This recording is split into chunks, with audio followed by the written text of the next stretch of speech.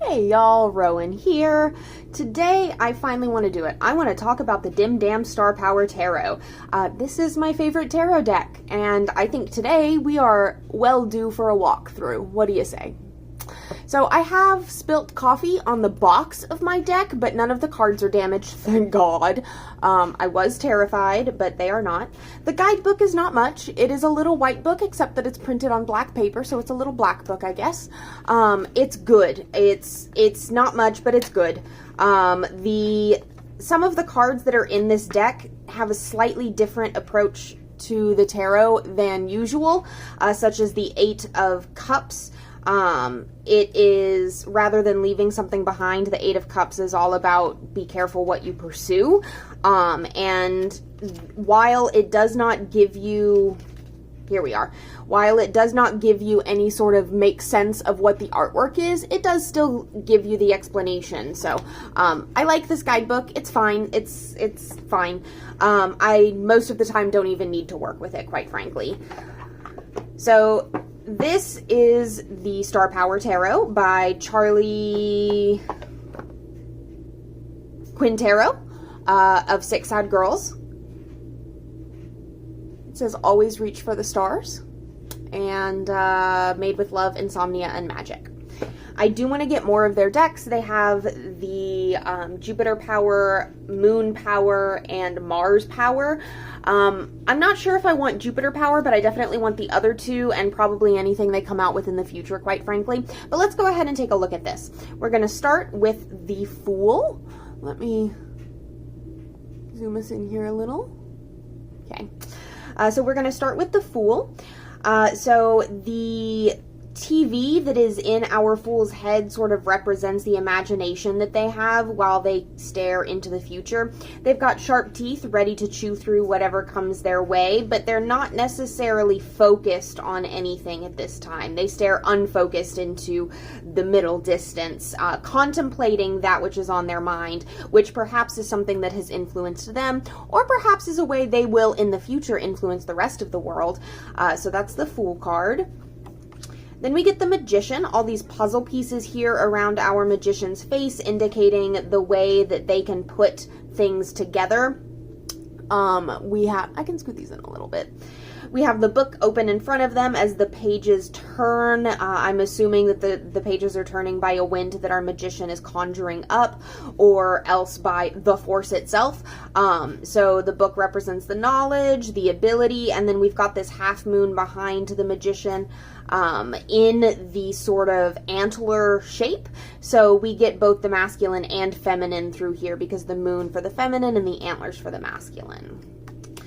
We get our High Priestess. I've talked about this card in my High Priestess episode of the Top Tarot Trumps series that I'm doing. I like that she's smoking weed. She's got the answer to life, the universe, and everything on her little notebook, and she has eyes patched all over her sweater, indicating the way she sees. She does, I believe, have lotuses on her leggings. I didn't notice that before, but I'm noticing it now. I'm not certain that those are lotus flowers, quite frankly, but I'm gonna roll with it. But yes, the High Priestess, I enjoy her. The Empress. So this card in the guidebook talks about how divine feminine is pleased with the work that you have done, indicating like that the Empress card is supposed to be all about like making mommy happy, I guess.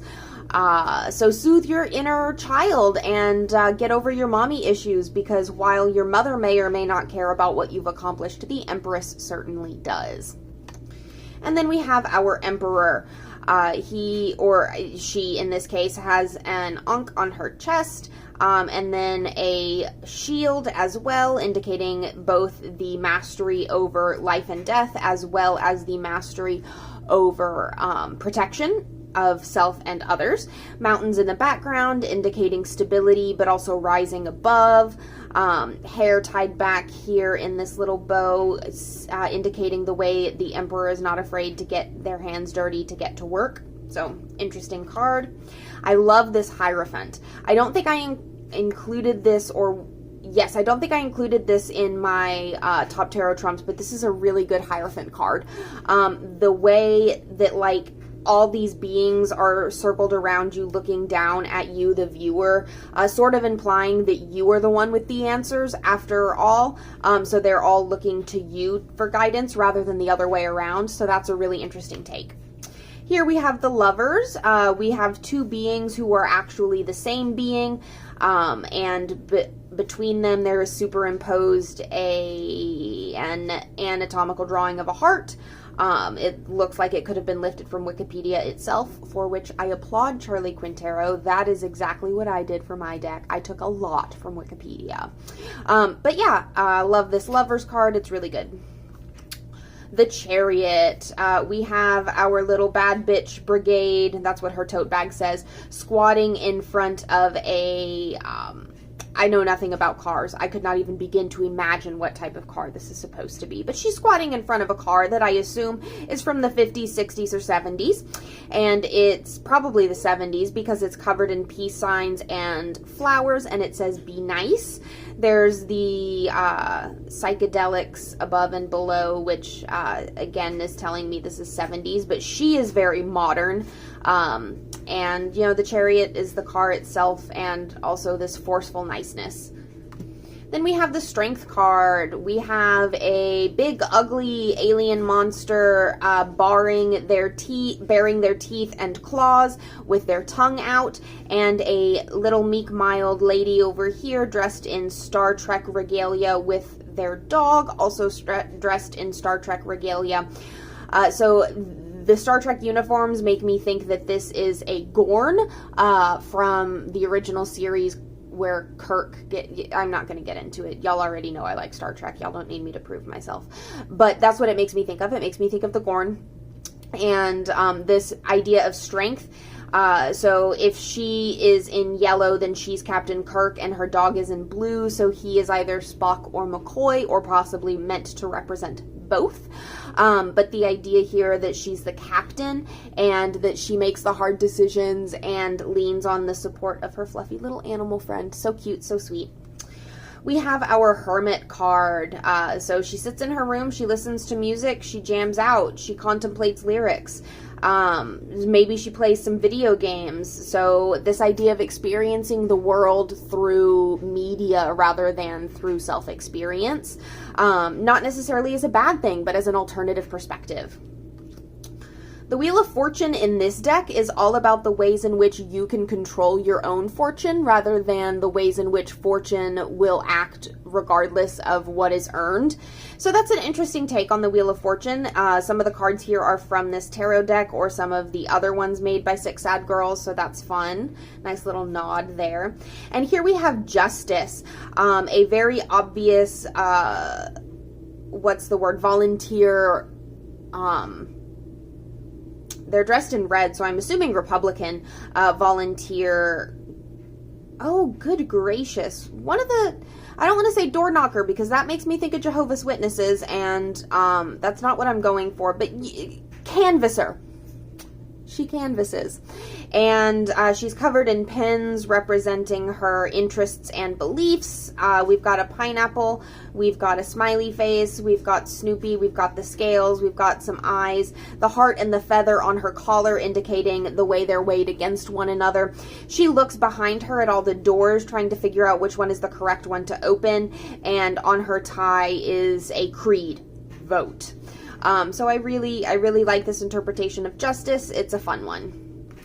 This is one of my favorite Hanged Man cards ever. Love this. The dualist way that the Hanged Man is dealing with or is encountering this situation, being pulled both ways while at the same time being stuck to the self.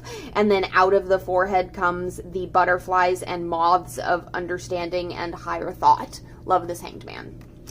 This death card, my brother-in-law loves it, but it's kind of a miss for me. It's just a cool looking card of someone with their head off. I don't have much more to say about it than that. Oh, I guess these flowers in the background might mean something if I knew what they were. Temperance. This is a really good temperance card. We've got the heart in one hand, the head in the other, and the wires that run them to our doubled person here, indicating needing to find balance within the self. the devil. She stands with a handful of eyeballs that she has plucked from the heads of her conquered victims. Fire behind her and all of the eyeballs that make up her torso, and then the lines for her. Oh, I really love this devil card aesthetically. I don't think there's a whole lot of symbolism here, but there doesn't really need to be. Like, it's the devil. What do you want? I mean, like, there is symbolism here, but not the traditional Rider-Waite symbolism. So just enjoy it for what it is with all the eyeballs that she's plucked. The Tower. This is a kick-ass tower card. I like the way it shows that the foundation of the tower is deep, but it's still not a particularly effective taproot because the tower can still be so easily lifted out of the ground, basically just plucked out of the ground. It is made of eyes and mouths. I'm assuming the mouths are gnashing. They seem like gnashing types of mouths.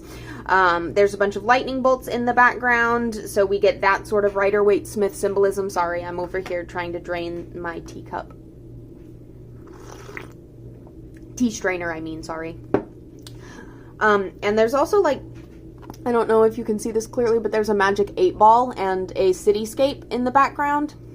So that's fun. Magic 8-ball, I'm assuming, indicating that sometimes the answers require shaking up. And here we have our star card. This one is just kind of giving me Gem and the Holograms vibes, and I don't really have much more to say about it than that. It's really fun and cool. I don't see much symbolism here. There probably is some. I just don't see it. I love it anyway. The Moon. So I'm not really sure why this chick is sitting against the tree with a pentacle in her hand. Perhaps she is contemplating creating a sort of eclipse of her own doing, where she holds the element of earth between herself and the moon to see the corona of the moon itself, rather than the other way around, you know, where the moon sits in front of the sun. So maybe that's what it is. I don't know. But there's a bunch of stars, and there's 8 stars, and there's the moon, and then there's the 9th star, which is her little pentacle. I like this moon card. I have no strong feelings about it, quite frankly. Then we have our sun card. We've got this chick leaning over and hugging the sun. It's fine.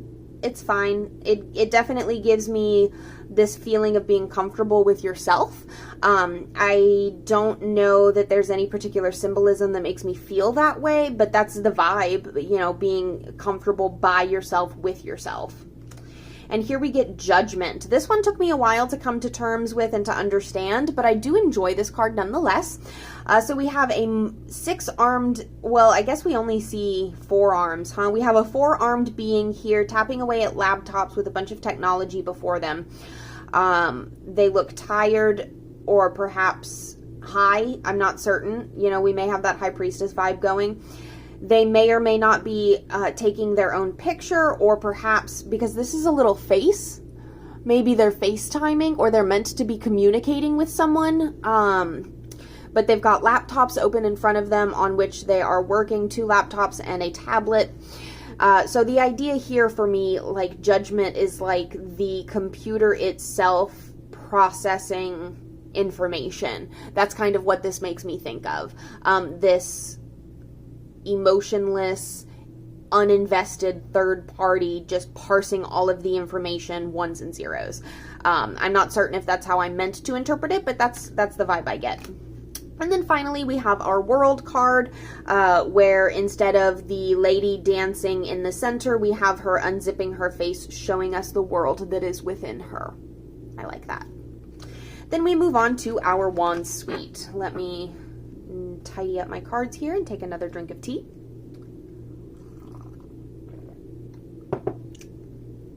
So we get the Ace of Wands. We have a little eyeball here embedded in the wand, and we also have some Harry Potter reference here in the tattoo on the thumb.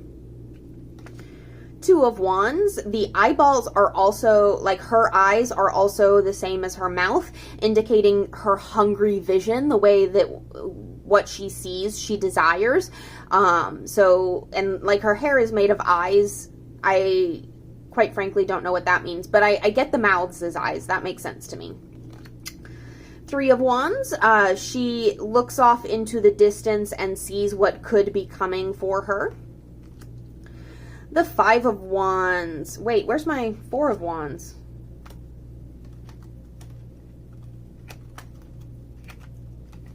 Well, that's concerning. Am I missing a card in this deck? That just made me insanely sad. Excuse me, I have to go see if I can find the Four of Wands. Fabulous news. It was under the couch. I had spilled the deck while I was hanging out with my husband watching TV the other night, and thankfully that's where that card was, because I have also spilt it at work a couple of times. So I was really worried, but thankfully it was right at home. Four of Wands. So the Four of Wands to me is a card that's all about milestones and homecoming. Oh, sorry, I'm not even showing it to y'all. I'm not certain how this card really represents that, but it does seem to have this idea. Well, I guess, okay, here we've got in the background, we've got these arcade games, which has like In the Groove 2, and so like that maybe indicates this idea of leveling up. So that's okay, I'll take that, I'll run with that. I'm not really sure why her eyes are like that, though. I'm gonna have to sit with that in the future more and contemplate it. So I've spent a lot of time with this deck. I love this deck, and I've got interpretations for so many of these cards, and I still get surprised by some of them sometimes. So I love this deck. Five of Wands. We've got two beings sort of one with each other. Five of Wands is a card that to me is all about competition, whether friendly or otherwise. And so this to me looks like competition within the self, between different ideals of the self, rather than competition externally. So that's a fun interpretation. Here we get our Six of Wands. I like to assume that these flowers up here are, I don't know, celebrating with her. She's got flowers all around her as well, but it, like this shape here makes me think of an umbrella, indicating maybe that she's trying to hide from the rain. I don't really know what this has to do with the meaning of the Six of Wands, which to me is all about the recognition of victory by your fellow man, like not just winning, but winning and being recognized as a winner. So maybe there's something in here that has to do with that or not. Actually, let's take a look at the guidebook. Six of Wands.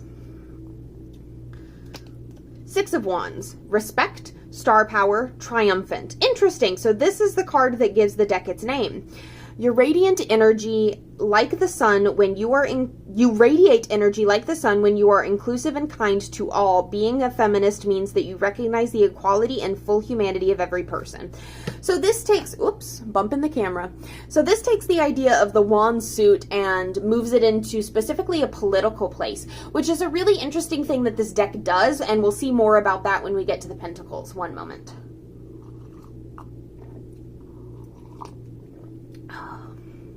I had a glass of wine, so now I'm trying to balance it out by drinking lots of tea.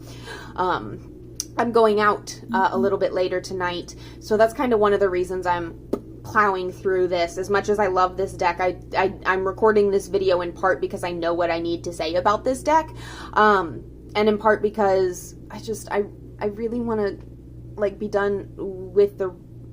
I love this deck so much, I just want to use it regularly. Okay. So I don't know what this card necessarily says for me, but the guidebook, it's all about like sticking to your goals and your morals and your ethics and showing that to the world. So these flowers here really are all meant to be feminine symbols. Seven of Wands, we get this idea of like lots of people peer pressuring. I don't know if this head in the center or this person here is meant to be our focus. I've always assumed this person here, but it just now occurs to me that maybe this head here is. But either way, there's like this idea of all of the influences from outside slowly moving their way in, and this idea that you need to stand firm or else you're going to be crushed by the forces moving in. Eight of Wands, we've got this girl who looks like she's a ballerina, but also looks like she's about to go play tennis. Dancing, speed. We get that idea of speed through her ballet. Nine of Wands, we have like just this portrayal of artistic success. I'm assuming this is a self-portrait of Charlie Quintero, but it could not be. I don't know. I'm just assuming. I've never seen Charlie Quintero in my life. I've got no idea what they look like. Or if I have, I don't know about it. But I'm assuming this is a self-portrait of them, indicating like the passion of having created a deck and of being in that final stretch of getting it done. And then we come to our 10 of Wands, our poor lady who's struggling with a nosebleed as she juggles 10 candles that are dripping hot wax all over her. Now we move on to the court cards. This is one of my favorite Page of Wand cards. This really gets that quirky energy that I now associate with the Page of Wands. It really brings that in for me. So like this person is so full of personality that they're almost off-putting with it. Knight of Wands, she sits in her window with a gun at the ready, trigger finger on the trigger. So to me, this is somebody who is ready to shoot. Queen of Wands, she is full, her head is full of the tools that she uses. She's got Terry Pratchett and Sylvia Plath books here in her clutches. So she's artistic and well-read. The King of Wands, this King of Wands is somebody who has come face to face with their own fears, the spiders, and fully integrated them as tattoos in this case.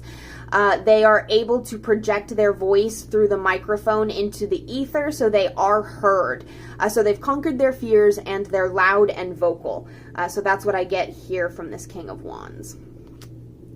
Now we move into the Cup Suite. We have our Ace of Cups, really straightforward. There's a cup and there's a hand with the cup. There's a mountain in the background, lots of water. There's a keyhole in the cup, no idea what that means. If you look through the keyhole, there's an eyeball. Lots of eyeballs in this deck. Two of Cups, we get two people. Yeah, it's one person mirrored. This card's kind of a miss for me, but the artwork is beautiful, so I don't care. Three of Cups. This one's fun. So we have three cats chilling on a tree with two stoners. I like to imagine that the cats are the main focus of this card and the two stoners just happen to be there. They're also wearing cougar t-shirts, indicating that they also enjoy the cats. So they all like come together and bring their own vibes. Four of Cups. The snake on her face perhaps indicates the way her own emotional state cannot be trusted and will undermine her. So like, don't get too complacent with what you've got. It'll bite you in the ass, maybe, I don't know. Some of these cards are just portraits, and so I have to just know the meaning of the card. There's a couple of them that are like that, and the Four of Cups is one of them. The Five of Cups. This one's a portrait, but it makes a lot of sense. You see the sorrow as our character is crying tears. Up here are the things that perhaps make her happy that are gone. We've got Pac-Man, Magic 8 Ball, Sun and Moon, strawberries, alcohol, cups. I mean, the cups have to be there because cups. But it definitely gets that sorrow vibe across, right? Six of Cups. This is another one that's sort of just a portrait. I don't understand what this chick has to do with the Six of Cups for anyone other than me. Because for me, this looks like a childhood best friend that I had. And so it being the Six of Cups just really takes me back to hanging out with her. And it speaks of nostalgia to me personally. I don't know what anyone else would get out of it. Seven of Cups, we have our model here in the center looking at 6 reflections of herself, or no, 7 reflections of herself, I cannot count, indicating the imaginative options, the perspectives that she's able to take. We have the Eight of Cups. This is the card I spoke about at the beginning, where to me it's usually about leaving something behind, whether you're ready to or not. And in this case, it's about being careful with what you pursue, because not every pursuit is a good one. The Nine of Cups. This is a portrait card with a cool cup. I don't know. I like it though. And the Ten of Cups. This lady sits on the moon with a bunch of alcohol next to her. This is actually more in line with the traditional representation of the Nine of Cups, but it changes things up. This card in the guidebook is all about home and making your own home, so I'm not really sure what the moon and the wine has to do with it, but maybe her home is in the clouds. Maybe her home is in the sky, and that's what that's meant to signify. Who knows? The Page of Cups makes more sense to me. We've got this tree of imagination growing out of our page's head, indicating the way they are full of inspiration and ideas. And also fancy, you know? They're also full of fancy. And we have the Knight of Cups. This is somebody who perhaps makes a lot of emotional decisions. She also has a gun, much like our Knight of Wands, but instead of being poised at the window ready to shoot, she is... I'm actually not sure what her hand is doing. For the longest time, I thought she was smoking a cigarette, but now I see that she does not, in fact, have a cigarette, and I'm not really certain what she's doing other than standing there smirking at me, which is pretty sexy, not gonna lie. Love the smirk, ma'am. To me, the Knight of Cups is somebody who makes decisions based on emotion, and this card gives me that vibe. The Queen of Cups. She's a cool mom. I'm not really sure what else. This doesn't match with my personal reading of the Queen of Cups, so I have to open up my mind with what this card means. So to me, this is somebody who is really in touch with their own inner child and likes to be young forever. Like, that energy is very much so present here. This is somebody who likes to play, somebody who likes to have fun and watch other people have fun, but beyond that, I don't really know how I connect this to my traditional reading of the Queen of Cups, which is one of the reasons why I like this deck. It makes me get a little bit creative with my interpretations. And here we have our King of Cups, stoic, sipping away at stars? I don't know. It's a portrait. Ace of Swords. We've got our sword with our mouth on it. To me, this indicates that the sword suit is about communication in a way that it isn't always. Gonna take a drink of tea, one moment. Two of Swords. The guidebook describes the Two of Swords as being a girl looking into, let me see exactly what it says. It's like the obelisk or something like that.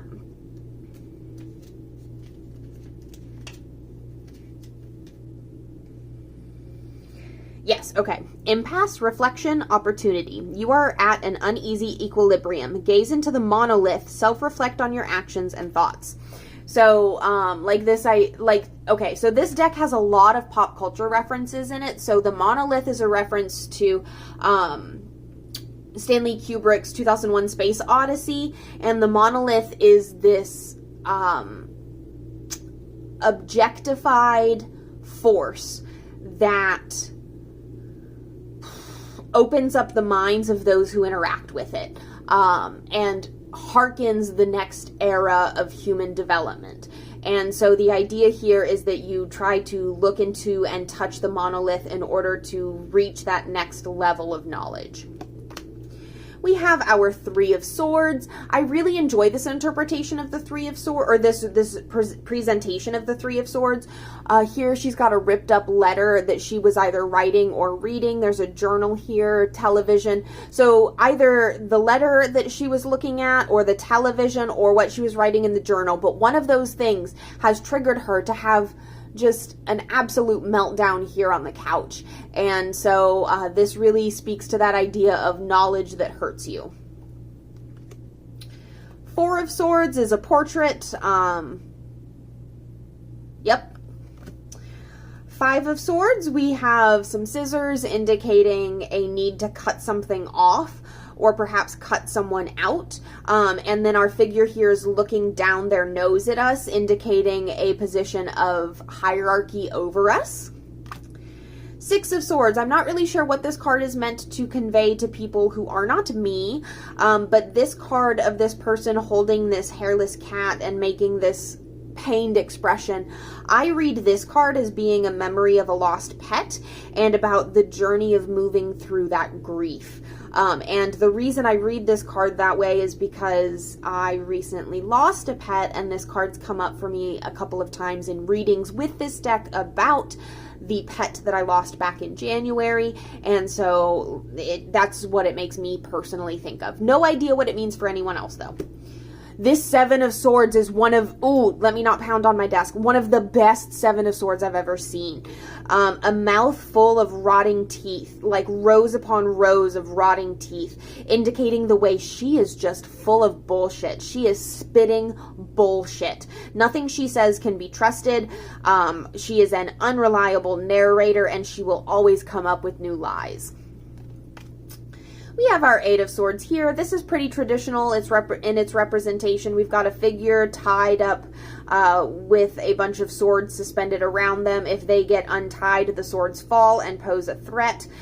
So that idea that, like, you can versus you cannot get out of the situation that you're in. Are you not stuck?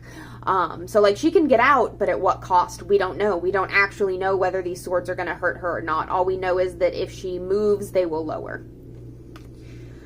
The Nine of Swords is a really cool portrait. No idea what this is meant to be. Maybe all the lines in the head are meant to represent the swords piercing the mind, and the way thinking too hard is detrimental. I don't know. I don't know for certain. I just came up with that. I made that up just now. The Ten of Swords. We've got our figure here with their hair flowing all around them as they hit rock bottom with their full face. They just completely eat concrete. That is the energy of the Ten of Swords to me. Not being stabbed in the back, but having hit rock bottom. We have our Page of Swords. So to me, the Page of Swords is like the energy of thinking you know the answers when you don't. And I'm not getting that from this card. I'm instead getting this, and we see this like musical motif repeat itself with the King of Swords. But I get this idea that maybe this person is learning a new skill. Perhaps, like taking the time to learn music, maybe. Our Knight of Swords, our figure here has a gun, much like our other knights, but the gun is also a sword, indicating the way that they can fight both ways. The Knight of Swords, to me, is somebody who will take action too quickly, but because they think they're making the right choice. They fully believe that what they're doing is the correct course of action. And as you can see here, the gun is firing. So even though there's nothing going on, this person has sounded off a warning shot for some reason. They're also holding the sword over their own neck.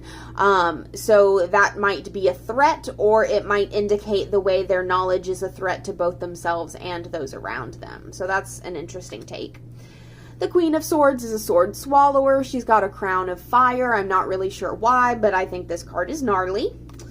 The King of Swords. So this one really, to me, opened up my understanding for what the sword suit was.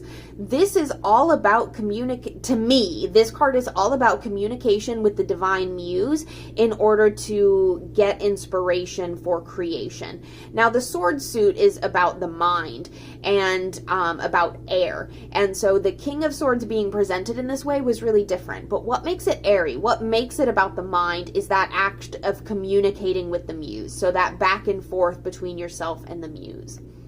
And we're in our Pentacles suit, the last of them. So our Ace of Pentacles, this suit is all about capitalism. That's what this little booklet says. It's all about work. It's all about capitalism. It's all about the horrors of being stuck in a capitalist system. Excuse me. The Ace of Pentacles has a lot more than just one pentacle, and the hands are reaching through in a grabby manner as if desperate to get their hands on a pentacle. The Two of Pentacles, she's got both pentacles in one eye while she carefully keeps the other one closed. And then in her head, let's see here together. There's a bunch of lines. I don't know what they mean. I'm sure it's something. Is that a house? Maybe she's thinking of the possible future that she could have, the possible objects she could acquire. That might be what that is. The Three of Pentacles, so this one has like the growth of material ideas. She's surrounded by little mushrooms that are growing, and from her head come these 3 pentacles. So to me, this is like the stage in a project of creation, or of finding a job, or of what have you, that stage where things start coming together. The 4 of Pentacles is covered in eyeballs. I have no idea why. Let's take a look at the guidebook, actually, see what it has to say, if it's any helpful at all. 4 of Pentacles, ego, greed, and control. Interesting keywords. No singular entity should be allowed to hoard wealth while others starve around them. Share your excess wealth with your community, because when everyone thrives, you will also thrive. That's interesting. That's more of like a 6 of Pentacles interpretation to me. But I guess this is warning against that sort of hoarding mindset. And I guess maybe those aren't eyes. Now that I look closer, I'm not sure if those are intended to be Google eyes or not. But either way, 4 of Pentacles. Then we have the 5 of Pentacles. So this person has the words "some give more" tattooed across their forehead. They're crying, and on their tongue they have 5 tabs of pentacle acid. To me, this speaks to this idea of being stuck in a bad trip with capitalism, where you're having a bad time and there's not a way out of it. And then we get the 6 of Pentacles. No idea what this has to do with giving or charity mindset or anything like that. It's just a sexy lady in a hand. Cool. She's definitely a sexy lady. She's blue, though. And 7 of Pentacles is another portrait card, except this portrait's of a little freak wearing a bat suit, I guess. No idea what this is supposed to represent, but I like it nonetheless. I like her energy. She's like, bah, 7 Pentacles can be yours if only you stay the way. Then we have our 8 of Pentacles. This one really gets to that idea of constant practice, of improving yourself at your hobbies, etc. The 9 of Pentacles, let's go to the guidebook for this one. What does the guidebook say? I don't think I've ever actually gotten this 9 of Pentacles in a pool. I think it's one of the few cards in this deck I have never gotten in a pool. Self-sufficiency, riches, good fortune. If you play your cards right, the jackpot will be yours for the taking. Okay, so this is like about gambling. Okay. The 10 of Pentacles, so the rainbow in the background and the little sheepies on her jacket here. Not really sure what this portrait is meant to indicate beyond those symbols, but to me the 10 of Pentacles is all about legacy. What this has to do with legacy, I don't damn know. Page of Pentacles, we have a curious little friend here looking wide-eyed at the world in wonder. This really speaks to that I want to learn, I want to get to know attitude of the Page of Pentacles. The Knight of Pentacles, hands off my tuts, ha ha ha. She, again, has a gun. All of our knights have guns, and she seems slower to action, but still defensive. Rather than offensive, the way some of them have been. The Queen of Pentacles is giving, evacuate the dance floor. I'm infected by the sound. Stop, this beat is killing me. I don't know why I'm flashing back to the Pulp Fiction dance scene with the feet in the shot, but I am. This is also kind of giving me the Black Lodge from Twin Peaks. So while I'm not really certain which of these many iterations of the Queen of Pentacles they were going with, it does really speak to the wild side of the Queen of Pentacles. And then finally, the King of Pentacles, our little bat friend here, echolocating a bunch of pentacles with their eyes closed while they rest. So perhaps dreaming of pentacles. Not really sure what that has to do with the king, but it's a cool little portrait. And that's the Star Power Tarot. I love this deck. I love this deck so freaking much. Let me zoom us back out. Oh, you can totally see where I spilled wax here on my altar cloth. I'm so sorry. That is wax. That's wax. That's wax. Okay? It's wax. Are we done laughing? Cool. So let's give this deck a shuffle, and I want to show you a couple of pairings. We're not going to spend too much time here because I've got to get my stuff together to go out, but let me show you a couple of pairings. I'm so sorry. I'm a stinky poo-poo liar. I just realized what time it is. We're gonna have to do the playing with pairs as a separate video for this deck. So I will be back with another video showing off my favorite pairings for this deck. And you can bet your bottom dollar that one of those pairs is going to be mixed metaphor, mixed media. So that's going to be its own video as well soon, playing with pairs with that deck. But yeah, sorry, I lied. We're not going to be doing pairings. This video will simply be the deep dive of the deck itself. And this deck shuffles beautifully. The cardstock is like this plasticky kind of texture. It's like heavily laminated, but it's a thin, flimsy cardstock, so the lamination adds extra support. And it's not... Look, this has been my favorite deck for a month now, and I've been non-stop shuffling it, using it constantly, and there's no bow. Most of my decks at this point have a little wiggle to them from my bridging, and this one does not. I love this. The plasticky nature of the cards makes it one that I'm not afraid to take out with me, even though it is an indie deck. I don't worry about it in bars or restaurants because it has that plastic texture to it. I can just wipe off spills. If it were to get wet, it would probably be a problem, but I have yet to have that happen. So far, it's only gotten sticky, and when it gets sticky, I can easily clean it up. The box is super sturdy. It's not impressive, but it works. I really enjoy this deck for travel because of these features. I like it a lot for just tossing in my bag. I wish there were a mini size of this deck. I would own this deck 3 or 4 times easily. It is so good. It is up there. It is beyond my Zeke's Arcana for me. And I love the Zeke's Arcana. So this one is my favorite deck at this moment. Ask me again in 2 months and I'll probably have a different answer.